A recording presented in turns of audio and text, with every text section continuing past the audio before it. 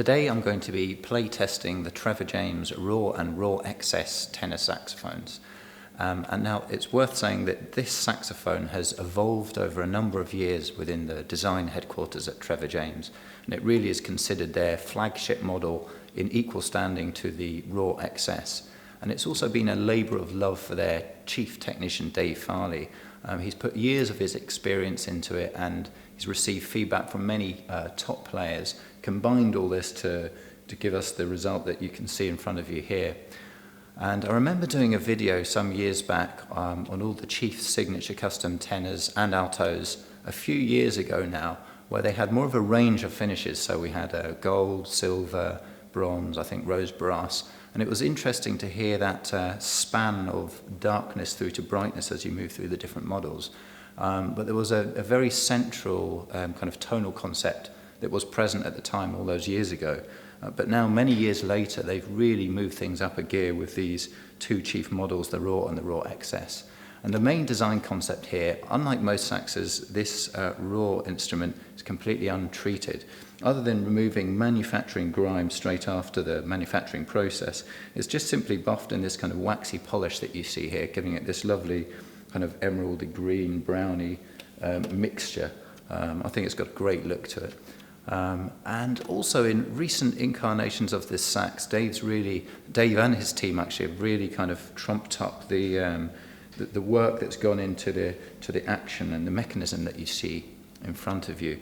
So it might sound like a small little detail, if you like, but for example, he now uses the most advanced point screws throughout the entire mechanism, which just adds this efficiency and feeling of a smooth action to the player. In technical terms, the action is really tight at all these crucial points, and that does translate to the player.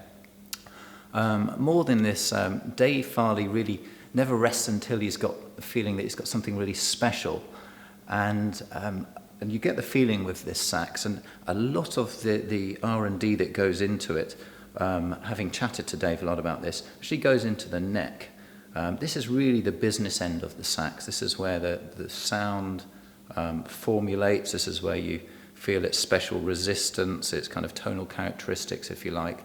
And he's really got it going on with the necks on these Raw and Raw XS models. And that really translates through the entire horn. So I've mentioned the key action, really well adjusted. They will, at Trevor James Head HQ, they will never do a bad job in terms of the key action. It always feels great to play, with perhaps one little exception just for me, and it's a minor niggle. I would just slightly prefer a smaller gap between the bis key and the B key, perhaps just by a couple of mils, just to give you kind of more margin for error in this particular area. But otherwise, it feels absolutely superb. In terms of the tonal characteristics, there's a real kind of feeling of bigness or vintaginess. At the same time, it's very free-blowing. So when you combine those aspects, it's a real joy to play. It's what I describe as a real player of a horn, sort of horn where you start playing on it, you feel the tonal possibilities, and you just want to keep on playing it. And that's the same for the XS as well. But the interesting difference is that on the XS, meaning that it's exactly the same horn, but in fact what they've done is they've removed this polish here by highly polishing, stripping the sax first of all, and then highly polishing and buffing the entire instrument so that it has this more sort of shiny, regular brass look, but still with an element of the vintaginess in the appearance.